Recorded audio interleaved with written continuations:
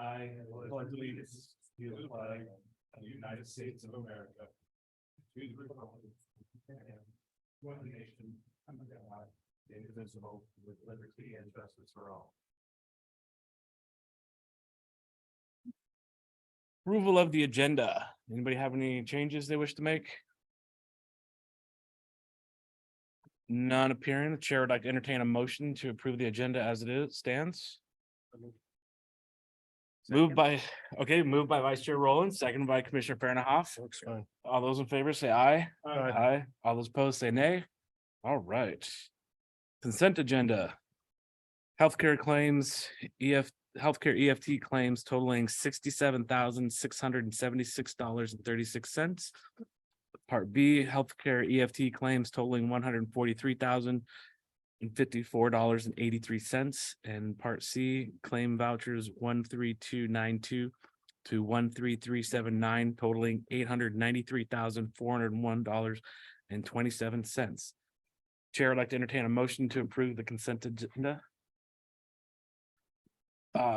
Moved by Commissioner Teoflack. Is there a second? Second. Seconded by Commissioner Farnahoff. Any discussion?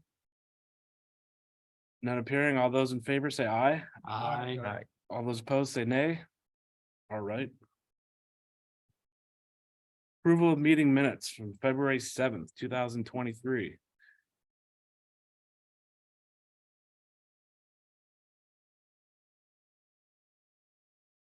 Commissioner Teoflack, you move to approve the minutes. Thank you. Is there a second? Commissioner Farnahoff, second. Any discussion? Yes, I wasn't here, so I'll abstain. Okay. Thank you. Anyone else? All right, all those in favor say aye. Aye. All those opposed say nay. Abstentions? One. Thank you. Public comment. I see we have one person. Anybody, we have a couple people in the gallery. Any public comments? All right. It's quick. On to the fire chief's report. Thanks, Chair. Good evening, Commissioners, liaison, staff, guests, and meeting attendees. We'll go right to a picture of our neighborhood night open house at Fire Station 18 in Briar that was held on March 9th. I'd like to thank everyone that attended. It was very well attended by the community. We had an estimated 150 members of the local community attend, and actually people outside of the Briar proper unincorporated areas that came from some of our contract cities and wanted to just be part of getting to see what our fire station and our firefighters are look like and what they're doing to help our community. So thanks again for those that attended. Next slide, please. Commissioners, we had two residential fires, unfortunately, on the early morning of March 15th in the Hilton Lake Fire Station 12 area. There was a residential fire. Fortunately, all three residents were outside when our firefighters arrived, but we did transport one patient of those three to the hospital. No other injuries. Support 7 and Red Cross responded, and Snohomish County Fire Marshal's office is still conducting their investigation for cause. And next slide, please. And this fire on the morning of March 16th is a residential fire as well. And this is in the Hilton Fire Station 22 area.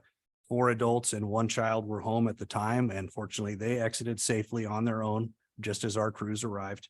2 cats and 1 dog perished in the fire. No other injuries.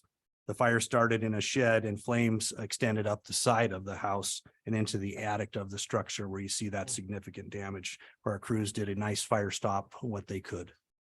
Snohomish County Fire Marshal is also conducting the investigation, and it is still pending. And Support 7 and Red Cross responded to assist a total of 8 displaced residents that live in that house. With that, I want to go to the next slide, and this is an add a team mention. Commissioners, in the Seattle Times rant and rave column, you'll read in front of you how what we call Team Blake, the paramedics that mom thought were really 3 kind doctors, came to visit her in a Mount Lake Terrace assisted living facility. And her 98-year-old mother was very pleased with our service, and we are pleased with Team Blake and the rest of the team.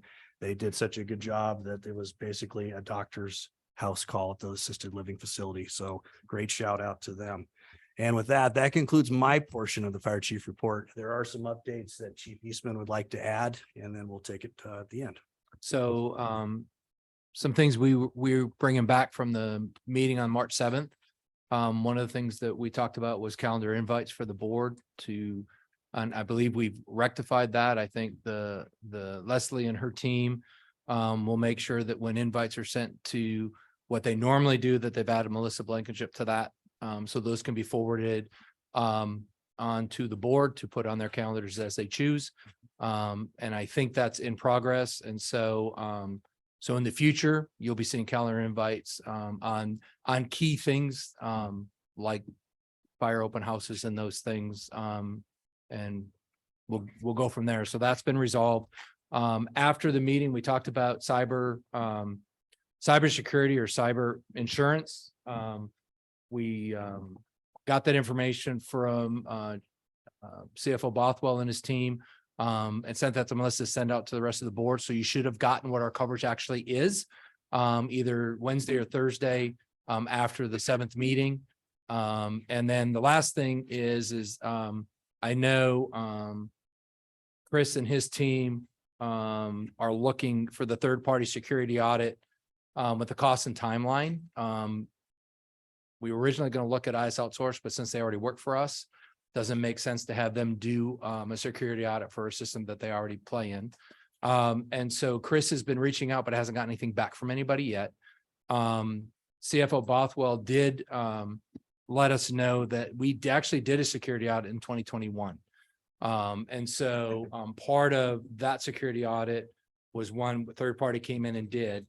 And then in going back and looking at the emails and stuff associated with that was done as a third party, and then the state audit was a follow-up to that audit based on the work that Chris and his team were looking at. So the IT manager is still looking for third party, getting cost and who that would be. As soon as we get that information, we'll let you guys know. He's still working through that. So those are 3 follow-ups that we owed you from the 7th meeting, and want to make sure you do that. Thanks. Okay, and I'll just wrap up with last week, we held a captain promotional eligibility process. So we have a list that was posted on Friday. So there was 17 candidates that went through that. And this week there is a medical services officer MSO promotional exam happening as well. The written test was today in this room, and they'll do their practicals tomorrow, and we'll have that list for promotional eligibility as well. And with that, I will give one last update, and it's about communications and increasing communications internally.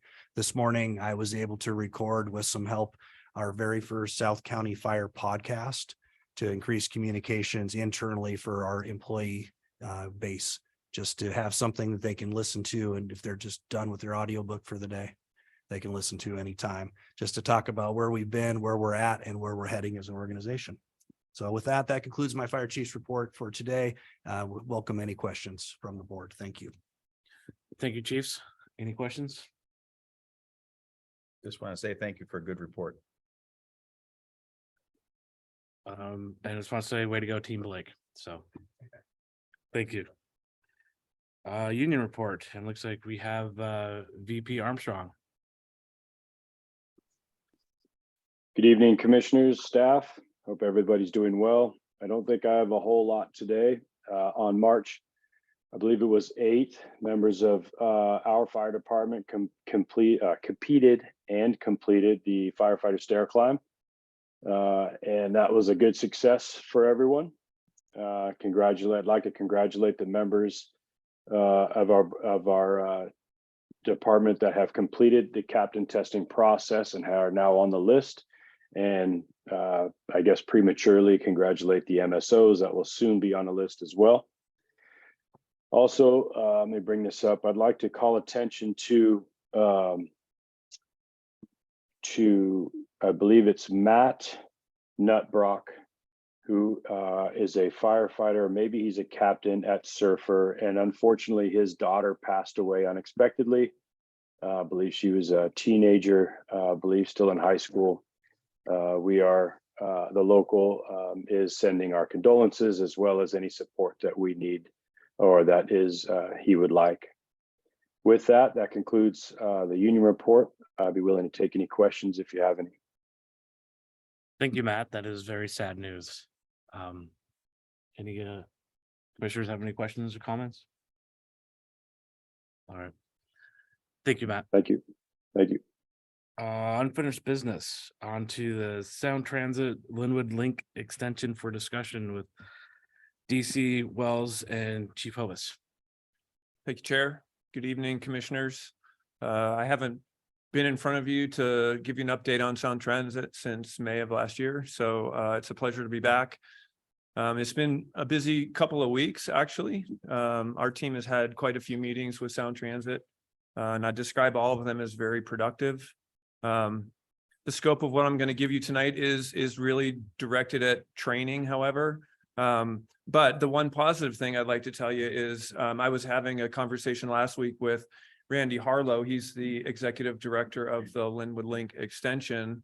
And I asked him if he would come in and brief you, the board, and he agreed. So Chief Hovis and I will look at the agenda and we'll be in communication with him. And I would think probably in the next 4 to 6 weeks, he could come in. So if you have any questions that come up from the discussion tonight that, we don't have an answer to, just save them. He'll be here shortly, and he would be the ideal person to ask those questions. So Chief Hovis, Chief Isotelo, and myself had a meeting with Sound Transit today where we went over the training reimbursement and funding proposal that I sent them a while ago. I would describe that meeting as very positive. The dialogue back and forth was very positive. They were very receptive to a significant portion of what we went through with them. We just went through line by line. We just explained, kind of the training we were asking for reimbursement for and the equipment, and they were very receptive. We have to wait a couple of weeks to hear back. This really was our first conversation that we had with them. So there's nothing concrete I can report to you tonight on that front. They're going to go back as a team and they're going to put their proposal back to us in writing. And I would expect to receive that in the next 1 to 2 weeks. But I was very encouraged by it. Sound Transit's a big organization, and I would say that they're very eager to partner with us, and we're eager to partner with them, right? Because we want to move forward with our training, and we really can't do that until we come to this agreement. So that's the next step. Just hearing back from them. As I said, it's been a busy couple of weeks. I also had a meeting yesterday with Sound Transit and our partners to the South Shoreline Fire. And that was very specific to training. They're in the same boat we are, in that we have a very narrow window of opportunity to accomplish our training. We have to allow Sound Transit to complete the construction project to the point where they can run the trains into the stations. The stations need to be complete before we really start our training. And we can't do that training once they start doing their testing on the track. So we have a very narrow window. I got an update from them that they're on schedule with their construction project. So they're going to go to revenue. They're expecting Q3 of next year. They're going to begin their what they call system integration testing in September of this year. And that's when they start running the LRVs, the light rail vehicles on the tracks. And they actually put them on the tracks and they actually pull them with another vehicle at first, and they just move them very, very slowly. And then they start to move them faster and faster.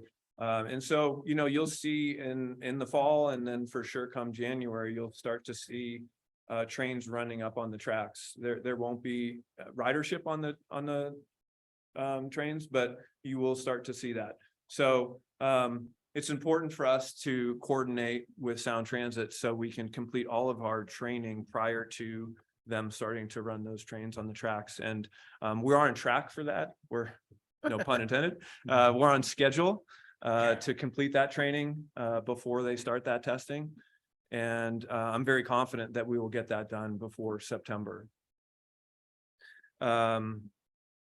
Let's see, a couple other things just for you to think about. I don't want to get too in depth into our training schedule. There's a lot of training at every level of our organization, from our operations folks all the way up to our technical rescue team. That will begin obviously this spring. It'll continue through the summer. This fall, we will train up every operations personnel on track safety, how to safely be on the tracks, how to operate around the hazards of the LRVs.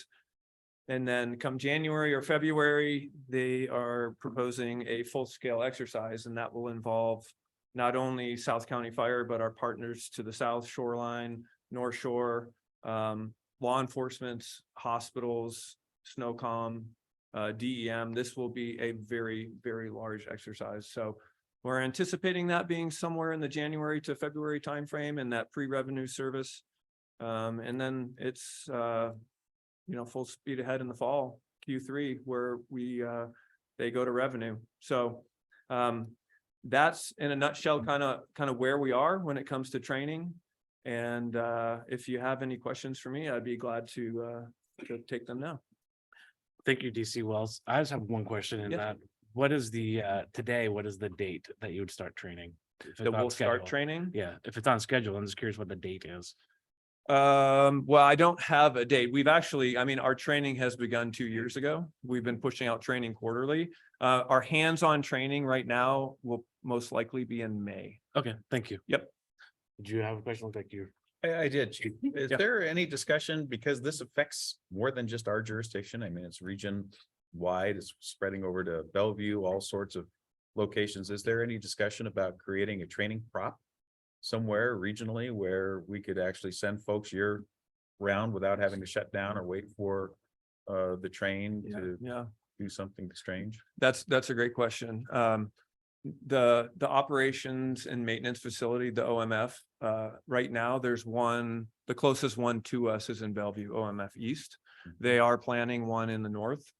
Right now, they have about 4 or 5 potential locations that they haven't decided on. That really is where in the future the training will happen. Okay. So our technical rescue team will have to head down to Bellevue because it's much easier just to take a train that's out of service in their facility and do the training. 3 of those locations are in South County Fire's jurisdiction. Any of that include either tunnel or elevated platform? No tunnels, no at-grade crossings. All of our guideway is elevated, and then all of the 2 stations are elevated as well. So, which poses a problem for, not a problem, but we need to train for it. We need to prepare for it. So our tech rescue teams and our ladder companies this summer will be doing guideway access drills to make sure that they can access all of the special doors that they put in on the elevated guideway. Very good. Thank you, sir. Yeah. Any other questions? Yeah. Go ahead. Oh, well, thank you very much. This is long awaited for me here to answer that. Actually, when I first heard it about the training, about the requirements from Chief Redding, God, that was like 100 years ago. So my question is, you say they means they have a standard way to train you guys, right? So are they specialized in fire? They have a fire background or just regularly? What is, how Some would of they the train you? training Sound Transit leads for sure. So any of the training that involves lifting the train is led in partnership with another department who has done it before. For example, Seattle, they will work with Sound Transit. The real experts are Sound Transit. Right. They have the knowledge to train us on how to do that. You're right, when it comes to fire suppression, that's not them, that's us. So it really depends on what discipline we're after. Our technical rescue team, they're not going to be trained by Sound Transit. They already have the skill set to do those rescues. So I was wondering, did you guys able to talk to some of the Seattle Fire Department, see what experience they have, what kind of rescue have they done, and that Yes. type of thing? yes, we've been meeting, the region has been meeting for some time. We don't want to reinvent the wheel. Right, I want to learn from those departments who are out in front of us, the Seattles, the Bellevues, some of the departments down South Sound who already have, right. Sound Transit running in their area. But we're in conversation all the time. Okay, so there's some. Actually, now then, another really I want to know is that Northgate, Seattle, right? Shoreline does not involve at all, or they do, or the Shoreline. Yeah. Service has not started to run in Shoreline. No, The- but the North Gate area, the shoreline, don't. Is that they- Seattle? Seattle, That's right? Seattle, They don't- yep. They may be mutual aid or something, but they don't. North of the city of Seattle, so that would include Shoreline and all of South County will open Right. at one time. Right. Okay, I thought they might have. I just saw, beside the training, I just see what's the impact on that, on the stations, Northgate, are there more traffic? Parking and all the stuff. My clinic is polyclinic, is up in Northgate. They basically put up signs, say, hey, no, no light rail parking or something, or only for patients only and all that stuff. I'm wondering what the impact on that Yeah, what a, traffic is that, yeah. where Northgate is specifically, since that was such an epicenter of retail sales Right. many years ago, the traffic impacts have been de minimis. They've been commensurate with what has happened in the past as Northgate has shrunk down to such a very small profile of Right. just storefronts. So Yeah, actually, a lot of parking used to be free in the Sure. shopping mall. They now say it's only you have to pay for the definitely. light rail parkings and all that stuff. I was Yeah. curious. As far as to the, traffic. responses to motor vehicle collisions and aid calls for Seattle Fire out of the stations like 25 in that area, it hasn't had a significant impact. Okay. All right, thank you. Anyone else? Okay, thank you very much, DC Wells. Yeah, so is that the whole, I would like to hear from the chief point of view. I think you mentioned after the meeting that you're gonna increase some ambulance on 15 and that type of thing. Are you able to? Yeah, commissioners, I had a great conversation with Commissioner Chan talking about, what impacts could happen with increased people coming into Linwood to, instead of traveling down I-5, making a stop in Linwood, parking their vehicle and then being transported to wherever they're going to go, the airport, to a ball game or to work. And one of the things that you'll see in the fire chief's proposed budget for 2024 is increased personnel, where we could get people onboarded, get them trained up in our academy, prepare them for, joining our team and upstaffing in the Linwood area and the immediate surrounding stations. So more to come on that, but we really haven't, we've addressed in some ways personnel staffing in the RFA since it was formed, but the last time we took a significant bite at that and looked at that was the Citygate study, and it's been such a long time since then, and our area is growing. I've reported to you even tonight a 14% year over year increase in the same 2-week period from last year. Our call volumes are going up. So the team and I will all work together and have a thoughtful proposal in accordance with our proposed revenues or forecasted revenues, working with CFO, and bring a thoughtful proposal back to you for consideration for 2024. and Yeah, in I remember 2025. On the capital facility plan, we did have some kind of backfill station. We need to recreate it. It just in general, and then, well, I hear Eastman keep on knocking that, yes, because we know not just because of sound transit, plus the population, plus the congestions. I like to, able to visit and have little discussions and as you said, any funding, anything we need to prepare. So we can, when the library come in, we are well prepared for that. Yeah, I think staff was very happy to see some of the board's adopted goals to include capital facilities plan. So we can have those conversations. All right, thank you. Okay, thank you. Chief Hovis, what's the lead time for training people up? So you have the interview process, and then you get the conditional offer, then you go through the academy, and then you go into the station. And then so if you have simple number, 10 firefighters that go through the academy, make it to the station, what's the percentage? Are all 10 going to make it? 9 out of 10 going to stay on as firefighters, or 1 or 2 of them going to decide, hey, this really isn't for me? Yeah, about 90% historically have made it through the training academy and their probationary period here since the RFA was formed, which is much higher than industry standard and much higher than our partner agencies. So we've done a good job selecting great people. To answer your question, how long it takes with the start of that, it's a 12-month process, to get somebody on the streets, but it really starts now. So we started a recruitment for the academy that would start at the first part of next year.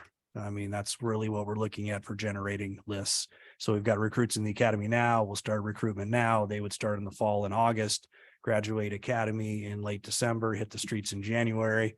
Then they have to finish out their probationary status. So when you look at the cycle of recruitment on the street, you're looking at almost an 18-month process. Okay, thank you. You're welcome. You mentioned our 90% retention is higher than industry standard. So what is the industry standard? Just as a baseline. It depends on what edition of Firehouse you read and what region of the country. So if you lick your finger and test the wind, what do you get? I'll just say that there are some agencies that have reached out to us that have attrition rates in the 30s. And to try to figure out what secret sauce we've got here. And I would say that's, with our training academy in the county, but it have reached out for ideas. So Okay. I think it's individual. South King's got a consortium and there's many agencies that participate, and each agency is going to have a different attrition rate. But for us, meeting the standards, getting people to meet standards out of the academy and then through their probation, we're at that rate. So I think the average probably nationwide is probably 25% attrition rate. And that would be my best guesstimate. And ours is only 10%. Ours is 10. Yeah. Okay, thank you very much for that. Yeah, you're welcome. So with an 18-month lead time, Chief Wells, when is the North anticipating for Sound Transit looking to open up? North of us. North of Seattle. Oh,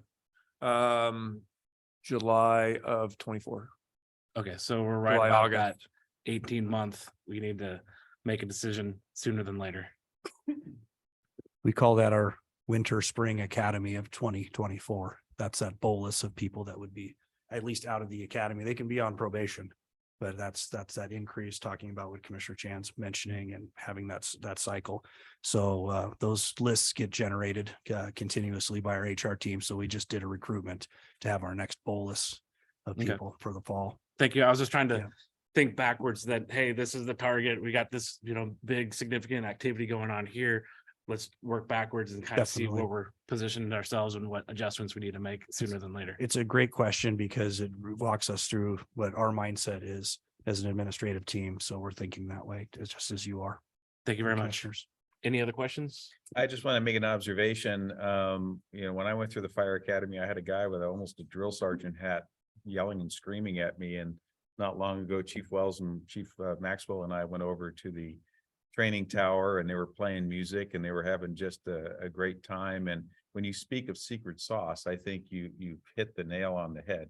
There's something in your recruitment process. There's something in your screening process that really is a testament to this organization. So well done. Thanks. It's, we've gotten better as we've had our own academy, but I think the key is, being able to have our own academy in coordination with others has been a blessing to our organization, especially with our growth and our increased attrition. That's been a difference maker to not have to travel to North Bend to watch that. And it's the people. Yeah. And it's creating an adult learning environment, not that drill sergeant mentality, right? What you mentioned. So. Anyone else? Okay, thank you very much. On to Independence Day fireworks planning 2023 for a continued discussion with AC Eastman, and I see that our community outreach manager Guzman is not here. No, she's actually at a conference. Okay. So I told her she didn't be on tonight. So this is really just a quick timeline update. Obviously you didn't see a letter in your packet. Staff is still working on drafting a letter. We're drafting a letter for the general counsel. And then we're drafting a letter. Right now, we're drafting a letter that will target the 3 council people that butt up to the RFA. So Shawnery and Leslie and their team are working about drafting that up, and the letter to the county council will be very similar to what we've already seen. Then you've got the letter that's a little bit more personalized to each one of the individual council people that are part of our service area. And then they looked at another potential for some of the other options, county exec's office and some of those others as we go. The other thing they're doing is they're looking at as liaison Todd, he called me personally and said that the city of Mill Creek would write a letter of support for banning the sale. Leslie and her team are reaching out to the respected cities that we serve and going to do the same and see how that works. I know we haven't talked to Chief yet, but having Chief reach out to Mayor Nelson. And then we may not have all that done by then, but the goal is to have a quick intergovernmental meeting. I want to say it's Tuesday next week is what last I heard.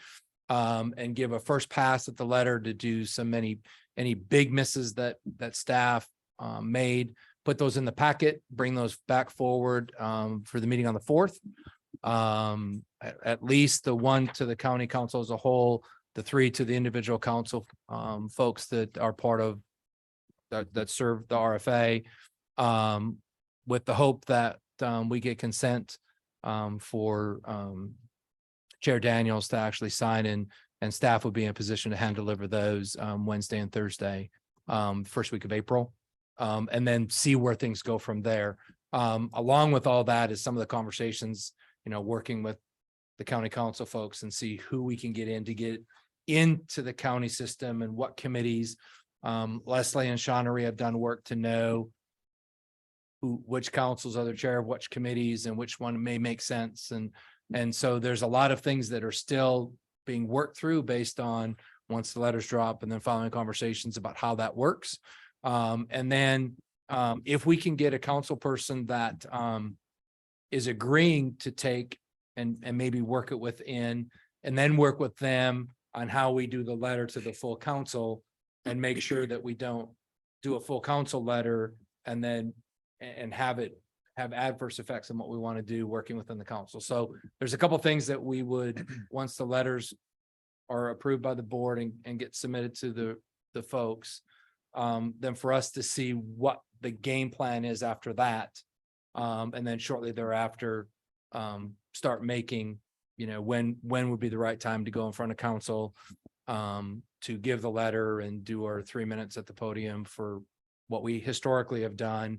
And then my guess is do the real work, which is work the background and work with the county government system to hopefully get an end result that results in the ban of sales within the RFA where the current ban is of discharge. So we wanted to give you an update of where we were, where we're going and what to expect for the meeting on the 4th.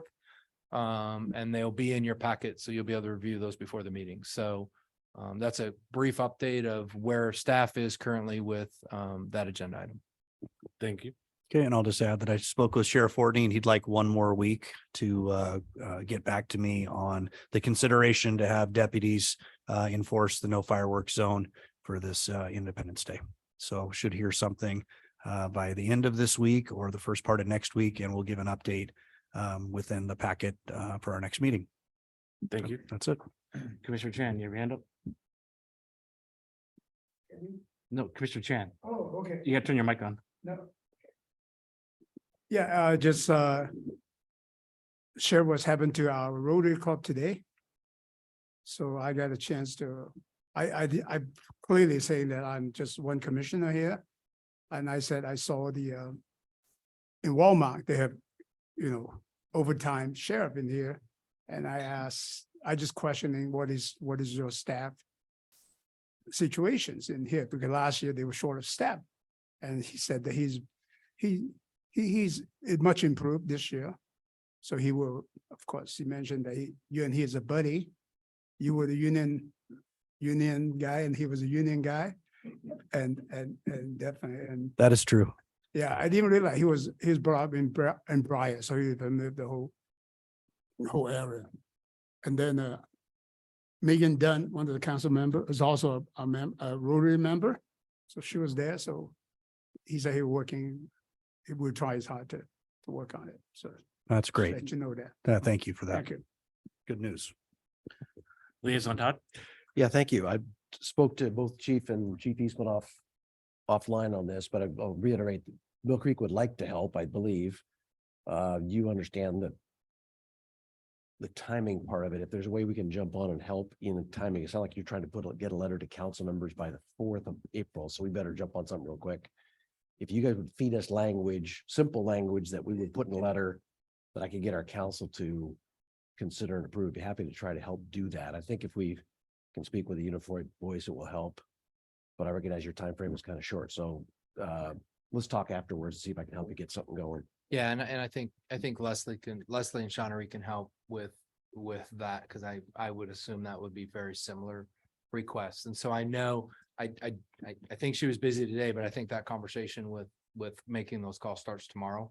And so I will let her know and we'll make that happen. Yeah, I think logistically, see, council meet the 4th, and so because we're a council manager form of government, for the mayor to sign a letter, the council needs to act on it. Same thing would be true with Montlake Terrace, so we would need to have some language that was darn close on the 4th to be able to have a letter come out of the city, so we can work with you on that. Yeah, and I think as Leslie has those conversations and staff that's supporting that effort.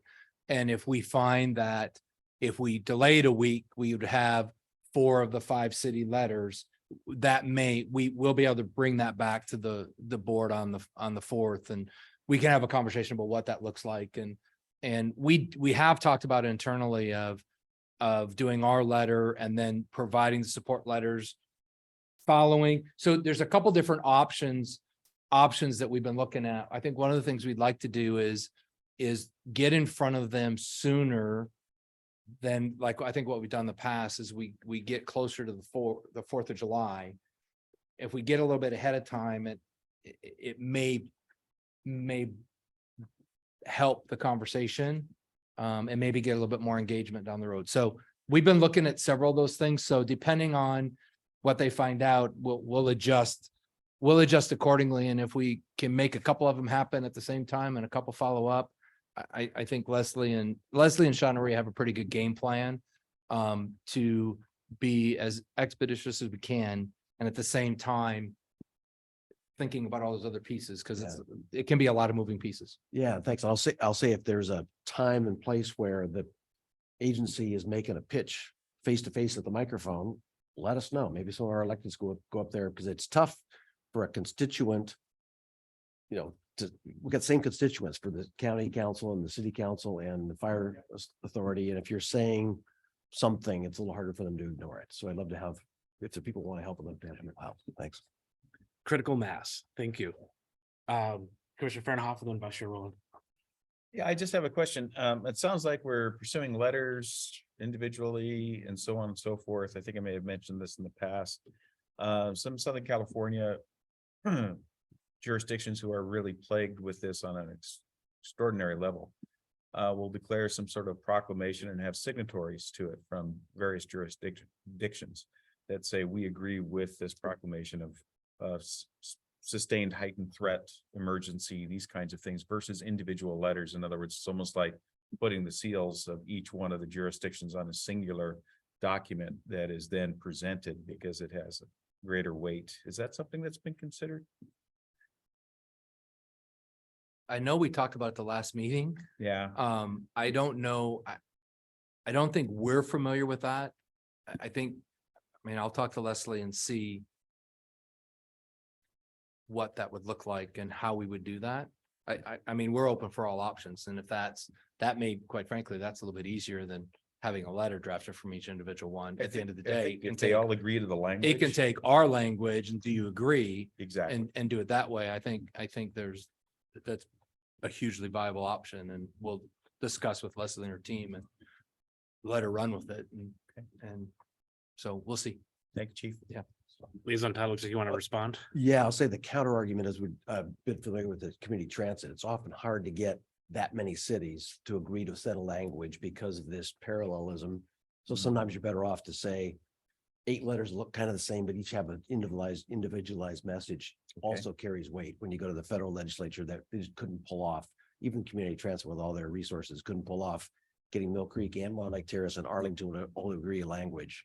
And so they just said, go for it.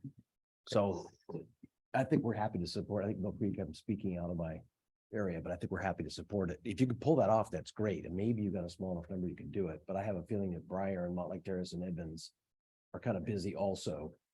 So even though I could sit here and say we'd support it, you may have a tough time getting everybody to do it. Yeah, I don't think this will be the last time we do an effort like this. And so even if we explore it and we revert back to the individual letters, we can put it in our back pocket for as we move down the road in the future. And make sure we have enough runway to do some of those things if it works. So I think it's, like I said, we'll pivot as need to, and we'll be as nimble as we need to get where we need to go. And I'll discuss that with Leslie tomorrow, because I think there's some value in it. And if we can make it happen, we will. If not, we'll figure out how to do it and put it in our back pocket for time to use in the future. Great, thank you, Chief. Vice Chair Rowland, thanks for waiting. Yeah, I just wanted to point out one kind of, I guess, view that I haven't heard in this discussion yet. And I want to make sure that we keep in mind, a lot of these fireworks stands are leasing, or in business arrangements with local businesses, local organizations. I know that that's part of the concern that I've heard in the past with instituting a ban. The more that we let this go on and, don't get it done, the less likely it is to get done this year, period, because, all the businesses that are selling the fireworks will have put in their orders probably in a month or two. I would guess you're gonna have 3-4 months lead time. And those orders probably don't go in before there's an agreement of where they're gonna be setting up. So just want to make sure that that's kind of at least part of the messaging or something that's in the conversations, so that it doesn't seem like we're asking something that's going to put hardship on anyone, but we're trying to make sure that we get this thing done and through. So when we did the band didn't take effect till the following year. So I would say this would be the same as if we got traction and the council chose to do that, it wouldn't take effect until July of 24. At the earliest. And I probably would say that those arrangements probably have already been made and the fireworks have already been ordered. Yeah. And they're already past that point, because they probably did it, either at the, on the 5th of July last year or right after the first of the year. Just my guess is they're that business model, they're probably well ahead of it and have probably already laid all that groundwork and people already know what they're getting, would be my guess. So, but even if we did get traction, nothing would happen until 24. And Commissioner Kenny, is that correct? When they did our ban, it was effective the following 4th of July, They correct? actually don't have a choice. There's a state law that says any changes to any bans or changes to state fireworks regulations or laws from the local level, all don't become effective for a year.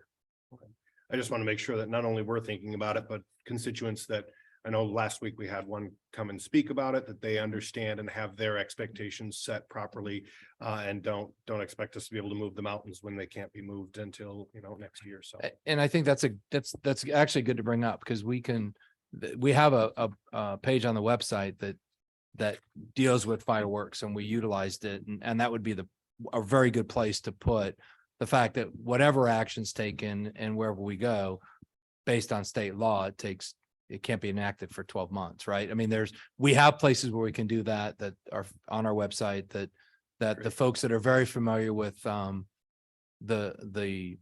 initiative of banning the firework discharge and now what we're doing, they're familiar with that site. So we can get Leslie to put something like that at a minimum on our site so we can set expectations. Great, thank you. Any other questions? Just one comment. I know from just monitoring some of the activity in the region, we've already had several brush fire activations, which surprised me at this point in time of the year. So if that's an indicator as we go forward with our wildland urban interface issues, we really need to take a hard look at how do we mitigate the problem. I'm just saying that for the record. Thank you. On to part C of unfinished business, adoption of 2023 priorities for actions with myself. So last week we discussed the top three, which ended up being top five because there's a three-way tie. Is there any other discussion about those five items, or can we go ahead and adopt those for this calendar year?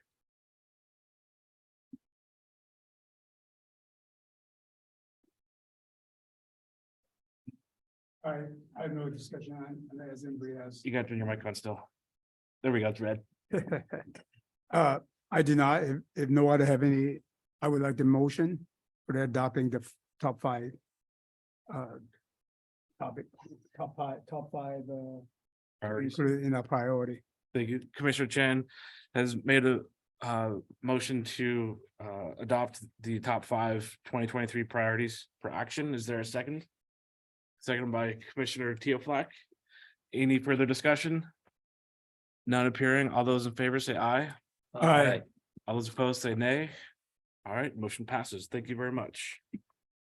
On to committee updates, bylaws with Commissioner Rowland. No updates since the last meeting. Thank you. The bylaws revision should be coming to you guys shortly. Okay, thank you. Finance Commission, Finance Subcommittee with Commissioner Chan, sorry. Yeah. Oh, your mic's off. I'm really scared right now. I, CFO Barford, just I had previous meeting, just conversation. Yeah, we're gonna get together and get the agenda ready Okay, for the next month. all right, thank you. And intergovernmental with Commissioner Pernahan. Yeah, we should have I believe we're scheduled for a meeting on the 28th, and Chief Eastman already covered the fact that we'll go over the fireworks letter, and then also looking at different issues with Briar and Montlake Terrace, which I think we're on track with no issues to report. All right, thank you. Snow 911, we had a meeting last week, monthly meeting. At the end of the meeting, we briefly via Zoom met the new Marysville RFA Fire Chief, and he's from California. And then also next month, Snow 911 is going to be hosting GMR, which is the Global Medical Response, the parent company to AMR, American Medical Response, and they have a nurse line up there. GMR calls it nurse navigation. So Snow 911 is entertaining moving forward with that. Chief, as the alternate on the Snow 911 board, do you have anything to add to that report? The Personnel Committee has been meeting about the executive director's salary, and that was part of what That's right. was addressed at the board level. Wasn't a voting member, but if you wanted to speak about that, that might be interesting. Yes, so they are looking at redoing the executive director's salary because he currently today is making less money than his deputy director. And so they're looking to right size that. The other 911 facilities that they compared to was what, Puget Sound, Tacoma. Norcom, they looked at as well, behind the scenes. Yep. And South Sound. There we go. Thank you. And so they are looking at bringing. Did we vote on that? Make a decision, the final decision, or are we? Yes, you did. Okay. And it passed. Thank you. Yes. It was at the end of the meeting. I hear that was a long meeting. So It was a long meeting. It went the full 3 hours. Normally they don't go that long. yes. And so he's now what, he was at 195 and now he's. I can't remember the exact number, but it was in alignment with the average of nearly the average of the comparable agencies. So hopefully Executive Director Mills will stick around for many years to come. Commissioner comments. Oh, Oh, did yeah. you say they're an in-person meeting now? No, There's no, still not, no, still Zoom. so, okay. The discussion with GMR will be in person the middle of next month at the new facility. Yep. But we're still virtual. I think we're gonna stay virtual until the new facility is available.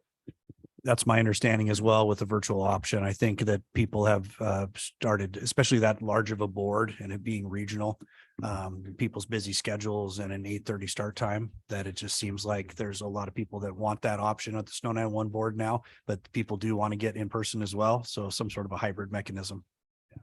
So either until the new facility is available, so that means how long that will be?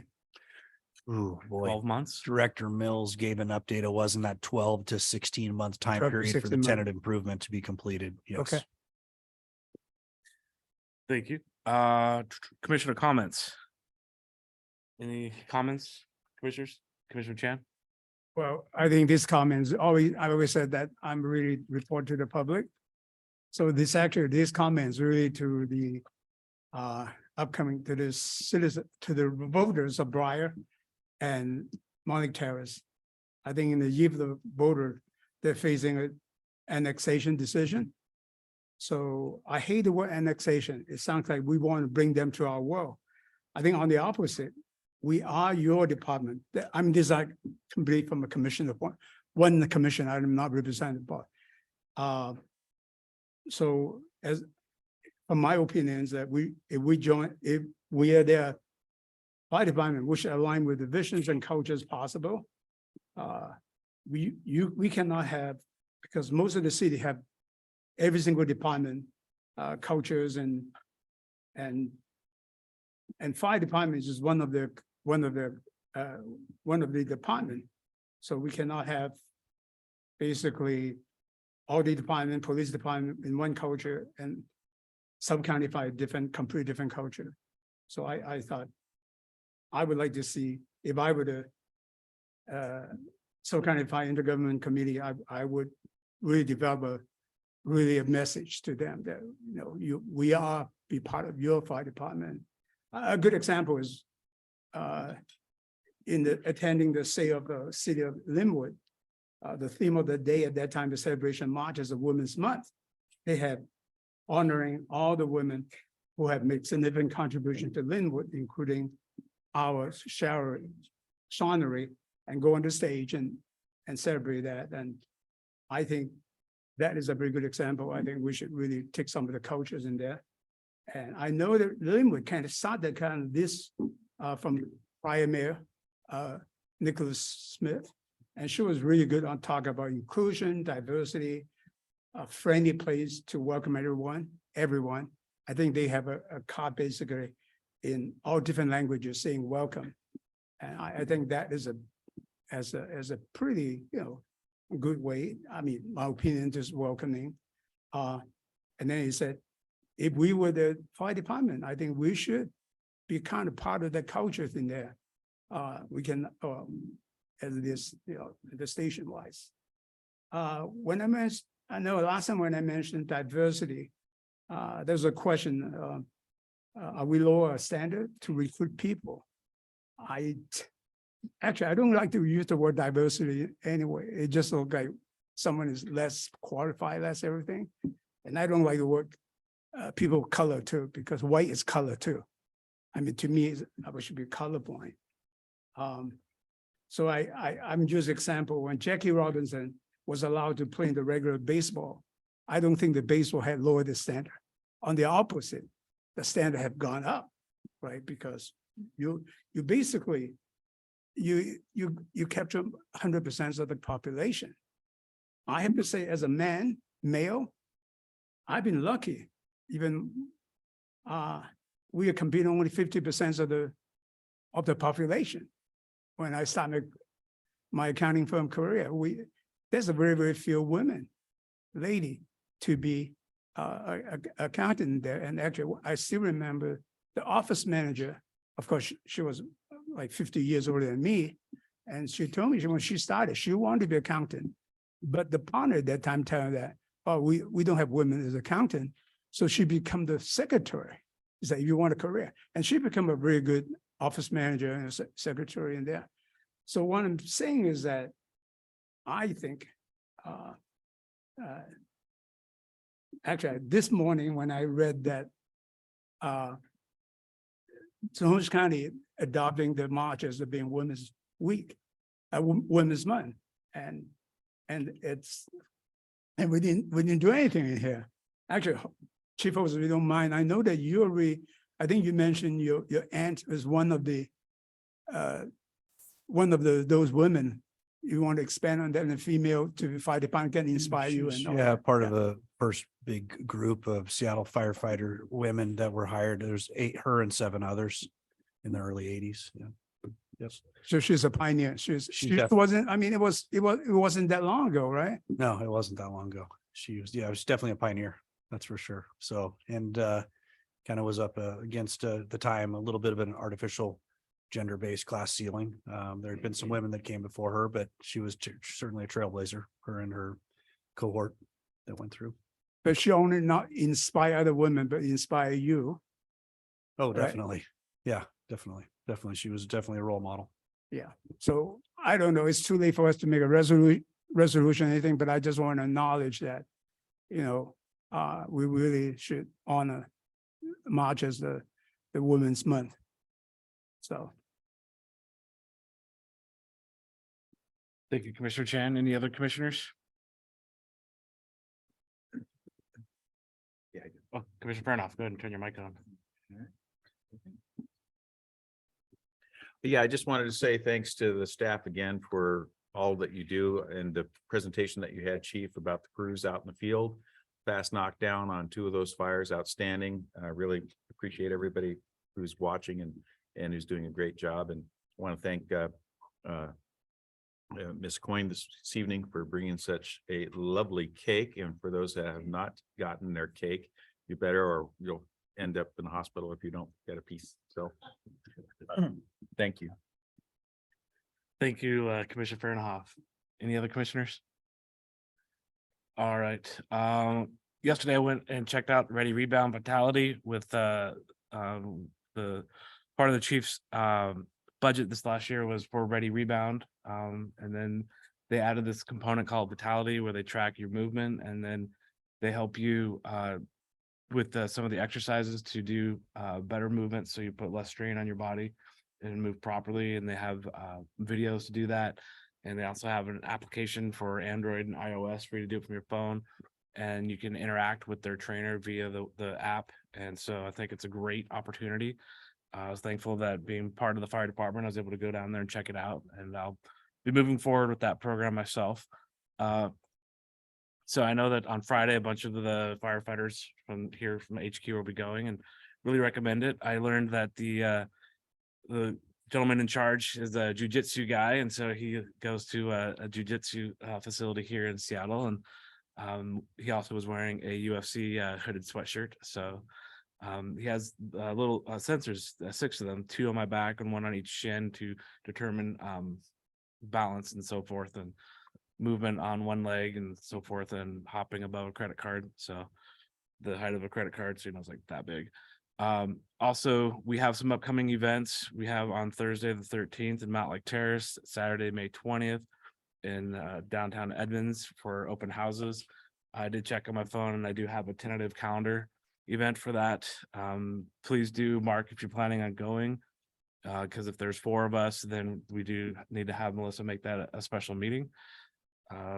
The WFCA calendar, today there was a couple of activities. I don't know if anybody had a chance to go to that. Coming up, there's a couple of seminars, one on Saturday, April 22nd over in Squamish. And the other is, Saturday, June 3rd over in Lake Chelan. And that one was a good activity that I went to last year. And information needs to be given to Melissa sooner than later because the last time that they're looking to do online registration is at the end of May. I think it's a good activity for us to go to. This information should also all be in your packet. List of election dates coming up, but also one thing I did add is that as publicly elected officials, we get to file our F1s every year. So, or else we face penalties. And last year, I think they being the Public Disclosure Commission, aka PDC, assessed $146,000 worth of fines to publicly elected officials around the state of Washington. They are doing a web training opportunity here on Monday or in April. So the Eventbrite is where you sign up for that. It's free, a couple hours long. So they'll go through on how to file the F1 statements. So that would be a good opportunity. Again, that's in the packet. It's Thursday, April 6th from 10 a.m. to 12 p.m. And need to register by April 4th. So that would be Tuesday, the 4th. Looks like our next meeting. And with that, I will move. Yep. With that, I'll move into executive session. It is 8:02. We'll start off with for 20 minutes to review the performance of a public employee pursuant to RCW 42.30.110 sub 1 sub G as in George, and with potential action to follow. And that's it. Thank you very much.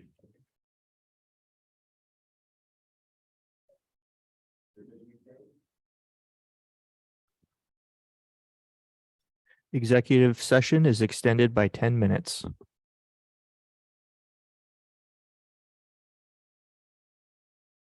Executive session has been extended by 10 minutes.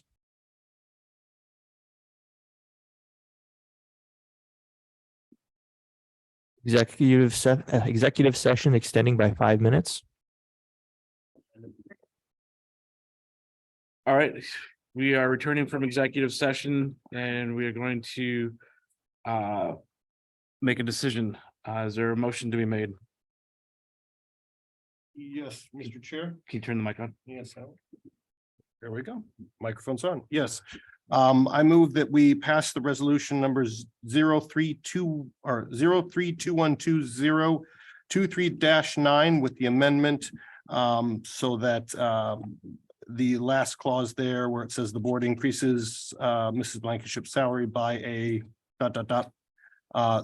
through effective January 1st, 2023 is replaced with the board increases Mrs. Blank's salary by a cost of living adjustment of 9.5% effective January 1st, 2023.